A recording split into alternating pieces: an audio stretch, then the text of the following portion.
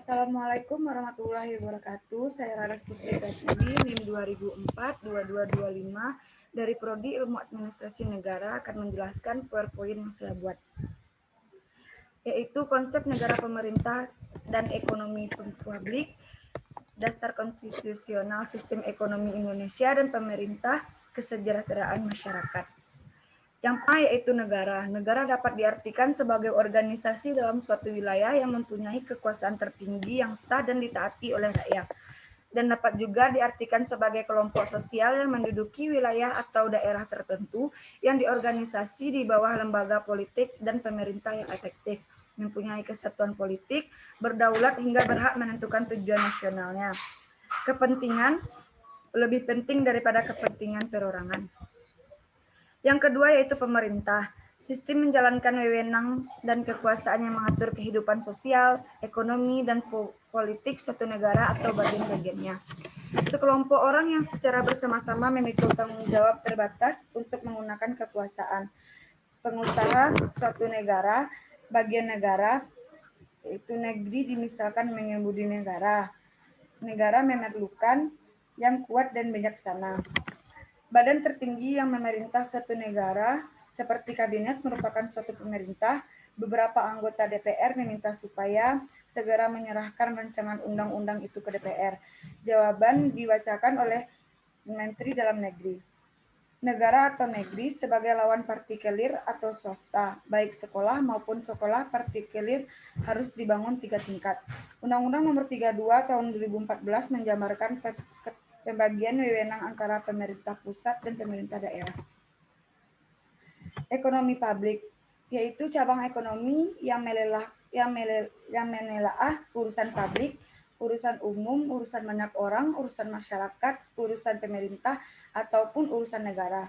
Ilmu ekonomi yang menelaah masalah-masalah ekonomi khalayak ramai, yaitu publik atau masyarakat, pemerintah atau negara, seperti kebijakan subsidi, pajak, regulasi atau deregulasi, nasionalisasi atau partisipasi, sistem jaminan sosial, ketahanan pangan, kebijakan teknologi, pertahanan, dan keamanan, pendidikan, sejahtera, dan sebagainya. Selanjutnya yaitu sistem ekonomi atau SE. Sistem ekonomi yaitu interaksi ekonomi antar individu, kelompok, organisasi, atau lembaga untuk mencapai kemakmuran. Masalah dasar kemakmuran. Masalah dasar dari sistem ekonomi yaitu produksi, distribusi, konsumsi. Masalah sistem ekonomi lainnya yaitu what, how, whom, dan when. Contoh sistem ekonomi di dunia yaitu sistem ekonomi liberal, sistem ekonomi komunis, sistem ekonomi Pancasila, Undang-Undang Dasar 1945, dan Undang-Undang. 3 sektor sistem ekonomi yaitu swasta, negara, dan koperasi. Dasar konstitusional sistem ekonomi Indonesia yang pertama Pancasila, manusia makhluk individu dan sosial, Undang-Undang 1945 sampai pasal 33. Perekonomian atas asas kebersamaan dan kekurangan. Yang ketiga, cabang produksi yang penting dikuasai negara. Yang keempat, bumi, air, dan kekuasaan alam dikuasai negara untuk kemakmuran rakyat. Yang kelima, perekonomian nasional berdasarkan demokrasi, ekonomi, dan prinsip-prinsip dan menjaga keseimbangan kemajuan dan kesatuan ekonomi nasional. Yang keenam yaitu penjelasan lebih lanjut dalam undang-undang. Yang ketujuh, pasal pelengkap pasal 23 yaitu APBN, pajak mata uang, keuangan negara. Pasal 27 yaitu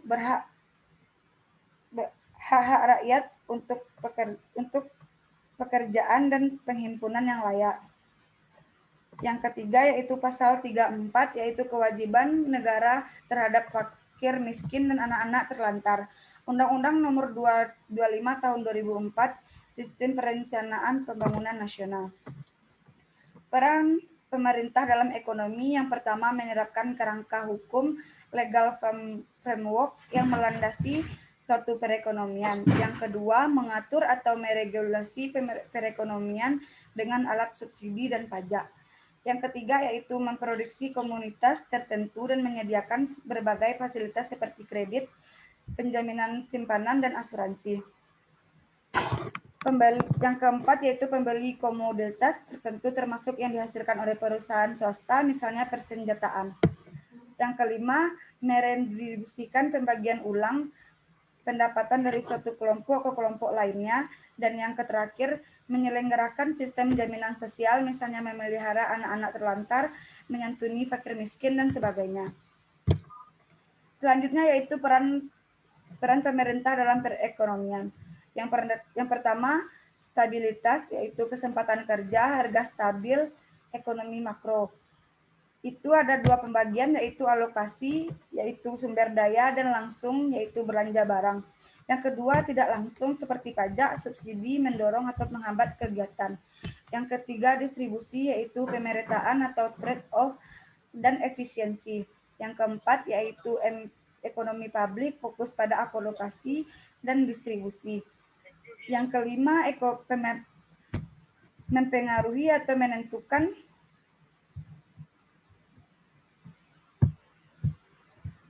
Selanjutnya yaitu mendorong atau penghambat kegiatan.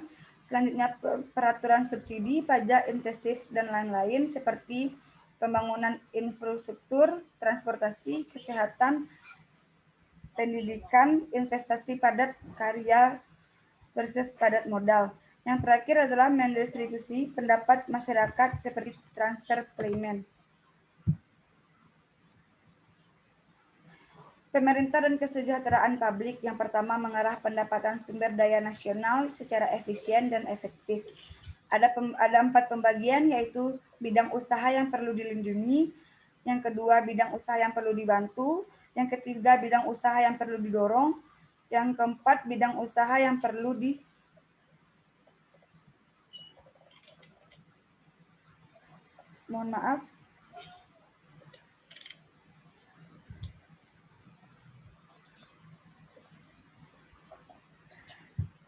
Yang kedua yaitu mengatur ekonomi nasional di bidang usaha yang dapat mohon maaf karena ada gangguan.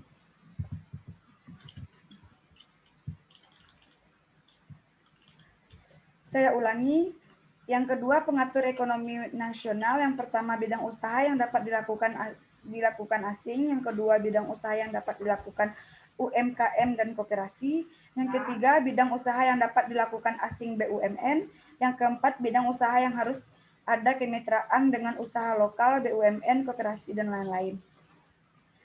Yang ketiga yaitu pengawas penggunaan sumber daya ekonomi nasional supaya dapat dimanfaatkan untuk kesejahteraan masyarakat secara efisien dan efektif. Yang pertama, badan usaha yang harus dikurangi. Yang kedua, badan usaha yang harus didisko. Mungkin itu saja yang dapat saya sampaikan. Apabila ada kesalah kata atau kerugian, mohon dimaafkan. Wabillahi taufiq wal hidayah. Assalamualaikum warahmatullahi wabarakatuh.